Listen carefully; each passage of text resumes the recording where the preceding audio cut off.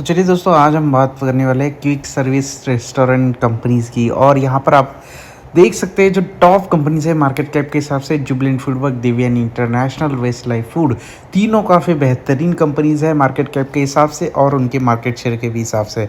अगर सेल्स देखी जाए तो सबसे ज़्यादा सेल्स है जुबिलेंट फूडवर्क की, फिर दिव्यन इंटरनेशनल की और फिर सफ़ायर फूड्स की। लेकिन अगर देखिएगा तो जुबिलेंट फूडवर्क के पास डोमिनोज के फ्रेंचाइज़ है और दिव्यन इंटरनेशनल के पास केएफसी के फ्रेंचाइज़ है। आपको कैसा कौन सा पसंद है, बर्गर या फ्राइड चिकन?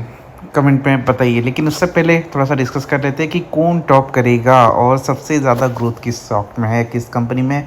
क्योंकि बाज़ार को ग्रोथ पसंद है और हमें भी ग्रोथ पसंद है, ताकि हमें ग्रोथ मिल पाए, हमारे पैसों को ग्रोथ मिल पाए। तो चलिए देखते हैं, थोड़ा सा हम कॉम्पिटिटर का एनालिसिस कर सकते हैं, पीयर एनालिसिस करते हैं। आरओसी और आरओई सबसे ज़्यादा अगर किसी का है तो जुबिलेंट फूडवर्क और वेस्ट लाइफ दोनों का आरओसी काफ़ी ज़्यादा है। आरओई की बात करें तो दोनों का भी सबसे ज़्यादा है, जुबिलेंट फूडवर्क और वेस्ट लाइफ का। बढ़िया कंपनी है दोनों भी। सेल्स अगर देखेंगे तो सबसे बाप अगर है तो जुबिलेंट फूडवर्क है। सेल्स ग्रोथ की अगर बात करेंगे 10 साल की, तो जुबिलेंट फूडवर्क का सेल्स ग्रोथ सबसे ज़्यादा है और वेस्ट लाइफ का भी अच्छा है, डबल डिजिट में 12% का।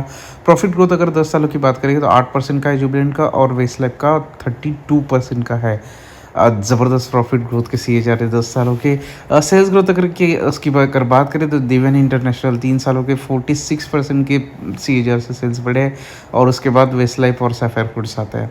प्रॉफिट ग्रोथ उसकी बात करें तो वेस्ट लाइफ फूड की सबसे ज़्यादा ग्रोथ है। अब 3 सालों की अगर बात करें प्रॉफिट में, अगर सेल्स में 5 सालों की बात करें तो सबसे ज़्यादा ग्रोथ दिव्यन इंटरनेशनल ने दिखाई है और फिर उसके बाद सैफायर फूड्स ने दिखाई है। 5 साल की अगर प्रॉफिट ग्रोथ देखें तो वेस्ट लाइफ फूड की सबसे ज़्यादा है। पी वैल्यूएशन के हिसाब से बात करें तो पूरे इंडस्ट्री के पी 294 है, मतलब पूरी इंडस्ट्री ओवर वैल्यूड है या फिर उस इंडस्ट्री का वैल्यूएशन ही बहुत ज़्यादा है। लेकिन अंडर वैल्यूड अगर बोलेंगे इंडस्ट्री के पी रेशियो के हिसाब से तो वो जुबिलेंट फूड अंडर वैल्यूड है। दिव्यन इंटरनेशनल ओवर वैल्यूड है। वेस्ट लाइफ फूड ठीक ठाक है, मतलब इंडस्ट्री के ही बराबर वैल्यूएशन देकर रखा है और सफायर फूड्स ओवर वैल्यूड है। अंडर वैल्यूड इसमें जुबिलेंट फूड नज़र आता है जो डोमिनोज की फ्रेंचाइज है, उसके पास है। और 3 साल के अगर रिटर्न्स देखें तो सबसे ज़्यादा रिटर्न वेस्ट लाइफ फूड ने बनाए हैं और 5 साल के रिटर्न देखें तो सबसे ज़्यादा रिटर्न वेस्ट लाइफ फूड ने बनाए। तो ओवरऑल अगर अंडरस्टैंडिंग के हिसाब से देखा जाए तो 12,000 करोड़ का वेस्ट लाइफ फूड का मार्केट कैप है। कंपनी करती क्या है थोड़ा सा देख लेते हैं। Westlife Food focuses on establish and operating McDonald's restaurant. तो भैया मैकडोनल्ड्स तो हम भूल ही गए थे। चलिए, तो किस किस को मैकडोनल्ड्स पसंद है, किसको केएफसी पसंद है और किसको दोनों मिस हो गया डोमिनोज पिज़्ज़ा पसंद है। तो चलिए केएफसी, अपना केएफसी नहीं, कमेंट में बताइए। तो वेस्ट लाइफ फूड मैकडोनल्ड्स के ये रेस्टोरेंट चलाता है इंडिया में और उनके पास पूरी तरीके से सब्सिडरी है ये hard castle restaurant private limited की। 319 मैकडोनल्ड रेस्टोरेंट्स ये मैनेज करते हैं इंडिया में और 223 मैककैफ़े आउटलेट्स ये मैनेज करते हैं। Malls, high street shopping complex में इनके बहुत सारे रेस्टोरेंट्स हैं। इनके पास 10,000 के एम्प्लॉयज़ है। अगर हम कुछ हिस्ट्री अगर देखेंगे तो ये history of hard castle restaurant की, तो इन्होंने जॉइंट वेंचर किया था मैकडोनल्ड के साथ यूएसए में 1995 में। फिर मैकडोनल्ड्स ने इनके जेबी में 2011 में इनके 50% के स्टेक ले ली, मतलब बेच दिए। नाउ ये मास्टर फ्रेंचाइजी बन गए मैकडोनल्ड्स की अंडर एग्रीमेंट ऑफ 2010। अगर बिजनेस एरिया की बात करें तो 380 रेस्टोरेंट्स इनके पास 62 सिटीज़ में, 12 स्टेट्स में है। रेस्टोरेंट ब्रेकअप की बात करें तो टोटल 380 है। ड्राइव थ्रू 73 रेस्टोरेंट्स है। मैक कैफ़े 343 है। EOTF स्टोर्स जो होते हैं वो 275 है। एडेड इन्होंने 11 रेस्टोरेंट्स ऐड किए हैं और एक क्लोज किया है, तो अच्छी बात है ना। ऑन प्रीमाइस अगर देखें तो 59% का इनको रेवेन्यू आता है। ऑफ प्रीमाइस से इनको 41% का रेवेन्यू आता है। एवरेज सेल्स अगर देखेंगे दिसंबर 2022 के 6.7 करोड़ के थे और दिसंबर 2023 के 6.4 करोड़ के थे। ओमनी चैनल डिस्ट्रीब्यूशन अगर आप देखेंगे तो कंपनी के ऑनलाइन सेल्स 67% अकाउंट करते हैं। और रॉयल्टी अगर देखेंगे तो company will pay royalty of 4.5% to the McDonald's, मतलब 70 करोड़ के आसपास ये फिर रॉयल्टी पे होने वाली है। 12,000 करोड़ का मार्केट कैप है वेस्ट लाइफ फूड का और इस स्टॉक का भी 295 है, जो कि इंडस्ट्री के पी के बराबर है। ROE ROC डबल डिजिट में है, इतना भी खास नहीं है ROE ROC, लेकिन कॉम्पिटिटर से अच्छा है। डेट 1300 करोड़ का डेट है भाई इसके ऊपर। ओके, कोई कंडीशन नहीं, डेट इक्विटी 2.32 है। थोड़ा सा रेड फ्लैग डेट के ऊपर आता है क्योंकि ये कंज्यूमर ग्रोथ कंपनी है। अगर हम बात करेंगे तो सेल्स ग्रोथ, प्रॉफिट ग्रोथ हम आगे देखेंगे, आपको सीएजर के हिसाब से बताएंगी। पी रेशो की अगर हम बात करते हैं, चलिए मैं आपको इसका ओवरऑल ग्राफ दिखा देता हूँ। ज़बरदस्त कमाल का ग्राफ रहा है। यहाँ पर आप देख सकते हैं, यहाँ पे लिस्टिंग हुई थी इसकी कुछ अप्रैल 2006 में। उसके बाद यहाँ पर ये पूरा बढ़ गया था, लेकिन तकरीबन ये 5 से 6 साल ही चला ही नहीं था, उसके बाद वो चला है। मतलब एक तरीके से रिस्क हम इस बिज़नेस पे बोल सकते हैं, उतार चढ़ाव हम इस बिज़नेस को मैं बोल सकते हैं। जुबिलेंट फूडवर्क का भी स्टॉक 3-4 सालों से चल नहीं रहा है, काफ़ी दिक्कतें उसमें आ रही है। बहुत सारे लोगों के कमेंट्स पे आते हैं कि जुबिलेंट फूडवर्क चल नहीं रहा है, क्या करें बताएंगे, पूरा बताएंगे इस वीडियो के लास्ट में, तो पूरा वीडियो ज़रूर देखना। और पीएस का कंपैरिजन हमने कर दिया। थोड़ा सा अच्छा दिक्कत क्यों आती है वो देख लेते हैं। सेल्स ग्रोथ 259 करोड़ के सेल्स थे जून 2021 में। आज इनके 600 करोड़ के है, मतलब 4 गुना इन्होंने सेल्स कर ली ऑलमोस्ट 3-4 सालों में। नेट प्रॉफिट इनके -33 करोड़ में हुआ करते थे, मतलब लॉस में थी कंपनी। अभी 3 करोड़ के प्रॉफिट में है इनके। ठीक है, कंपनी यहाँ पर टर्न अराउंड तो हुई है। अब 2013 की बात करें तो 33 करोड़ के सेल्स हुआ करते थे, बीच में तो देखो लॉस में चले गए थे ये लोग।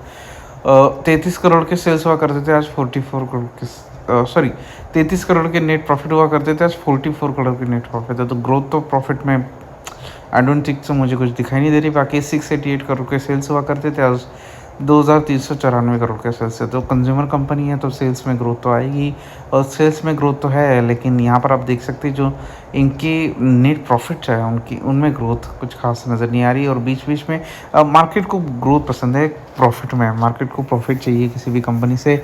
प्रॉफिट बनेगा तो इन्वेस्टर्स के पैसे बनते हैं, ईपीएस आता है, तो कम इन्वेस्टर्स के बाद रेवेन्यू आता है, प्रॉफिट्स आते हैं। लेकिन अगर कंपनी के पास प्रॉफिट्स नहीं आ रहे तो इन्वेस्टर के पास अपने प्रॉफिट्स नहीं आता है। तो यहाँ पर आप देख सकते हैं 33 करोड़ से फिर 1 करोड़ पे आ गया प्रॉफिट, फिर माइनस में चला गया, फिर 3 करोड़ में आया, फिर माइनस में, फिर 13 करोड़, फिर 21 करोड़, फिर माइनस में, फिर -99 करोड़ हो गया, फिर -2 करोड़ हो गया, फिर 112 करोड़ हो गया, 69 करोड़ हो गया, और फिर अभी 44 करोड़। तो नेट प्रॉफिट में बहुत ज़्यादा फ्लक्चुएशन है। अगर आपको बीपी की बीमारी नहीं है तो लग सकती है, तो थोड़ा सा दूर ही रहेंगे। लेकिन अगर ग्रोथ स्टोरी है, अगर ग्रोथ के ऊपर आप भरोसा रखते हो तो अच्छी बात है, आपका पैसा यहाँ पर बन सकता है। स्टॉक प्राइस का सीएजआर 10 सालों में 10% का है, कुछ खास नहीं है, लेकिन 5 सालों में 24% का रिटर्न बना के दी है। अगर प्रोमोटर की होल्डिंग की बात करें तो यहाँ पर ईयरली बेसिस पे हम देखेंगे 2017 में 62% की हुआ करती थी, आज 56% है। प्रोमोटर ने बुल मार्केट में दबा के बेचा है। एफआईआईज अगर देखेंगे तो 5% की हुआ करती थी, आज 13% की है। डीआईएस की अगर देखा करें तो 16% की हुआ करती थी, आज 20% की है। मतलब एसबीआई म्यूचुअल फंड और जो भी एसबीआई इक्विटी हाइब्रिड फंड है, ICICI prudential life insurance fund है, सब ने यहाँ पर दबा के बाइंग की है। और पब्लिक भी अच्छी तरीके से यहाँ पर पब्लिक ने भी सेलिंग की है, 15% से 8% तक स्टेक आ चुका है। तो पब्लिक ऑब्वियसली बोर होती है इन जैसे स्टॉक्स में, क्योंकि ये स्टॉक सालों सालों तक चलते नहीं है। 4-5 साल तक ये स्टॉक अटके पड़ते हैं, फिर चलते हैं तेज़, फिर अटकते हैं, फिर तेज़ चलते हैं। तो इस तरीके से इनका पैटर्न होता है। बाकी आप समझदार हो, अपने फाइनेंशियल एडवाइजर से एक बार पूछ लो। ये बस इन्फॉर्मेशन के लिए वीडियो था। उम्मीद करता हूँ दोस्तों वीडियो पसंद आया होगा। कमेंट सेक्शन में बता दीजिए कौन सा सही लगता है अगले। हाँ, अच्छा, जुबिलेंट फूडवर्क के बारे में बात कर लेते हैं थोड़ी सी शॉर्ट में। आई डोंट थिंक सो कि जुबिलेंट फूडवर्क में कोई दिक्कत है। हाँ, अगर मैनेजमेंट और प्रॉफिट रिलेटेड दिक्कत है तो इश्यूज आ सकते हैं। जुबिलेंट फूडवर्क हमने पीछे भी कवर किया था, बस उसके नेट प्रॉफिट्स में दिक्कत आती है। अगर हम क्वार्टरली बेसिस पे बात करें तो जून 2021 में इनके नेट प्रॉफिट 69 करोड़ के थे, आज 58 करोड़ के। तो वही दिक्कत है कि नेट प्रॉफिट्स में इश्यूज़ आए। 893 करोड़ के सेल्स थे और आज 2000 करोड़ के सेल्स है। सेल्स के में कोई इश्यूज़ नहीं है इनकी जो प्रॉफिट मार्जिन होते हैं, रॉ मटेरियल की प्राइस बढ़ती है तो इनके प्रॉफिट मार्जिन घट जाते हैं। प्रॉफिट मार्जिन घटेंगे तो नेट प्रॉफिट कम आएगा, नेट प्रॉफिट कम आएगा तो ईपीएस कम आएगा, ईपीएस कम आएगा तो इन्वेस्टर का पैसा कम बनेगा। अगर इन्वेस्टर का पैसा कम बना तो क्या ही फ़ायदा है। तो जब तक कंपनी अच्छे से प्रॉफिट नहीं बनाएगी, आप यहाँ पे भी देख सकते हो 131 करोड़ के नेट प्रॉफिट्स हुआ करते थे, आज 400 करोड़ के हैं। तो 4 गुना इन्होंने 10 साल में प्रॉफिट्स किए अपने बस। तो ज़्यादा इन्होंने काम किया नहीं अपने प्रॉफिट्स के ऊपर। आप देख सकते हैं compounded profit growth compounded sales growth से कम है, तो ये दिक्कत है। बाकी तो अगर आपको बने रहना है तो बने रहिए, लेकिन मैं ये 2-3 कंपनी से अभी भी निकल चुका हूँ। मुझे इतना ज़्यादा इंटरेस्ट आता नहीं है क्योंकि इनकी कंसिस्टेंट प्रॉफिट ग्रोथ नहीं है, और यही मेरा कंक्लूजन है। तो ये जो सेक्टर है ये काफ़ी वोलेटिल सेक्टर रहता है, जिनमें प्रॉफिट्स नहीं आते जल्दी कंपनीज़ के पास। बाकी आपको अगर वीडियो अच्छा लगा है तो वीडियो प्लीज़ लाइक कर दीजिए, शेयर कर दीजिए और सब्सक्राइब भी कर दीजिए। कमेंट सेक्शन में मुझे प्लीज़ बताइए कि आपको और किस तरीके से वीडियो चाहिए और आपको क्या लगता है इस सेक्टर के बारे में। बाकी दोस्तों मिलते हैं अगले वीडियो में, तब तक के लिए जय हिंद।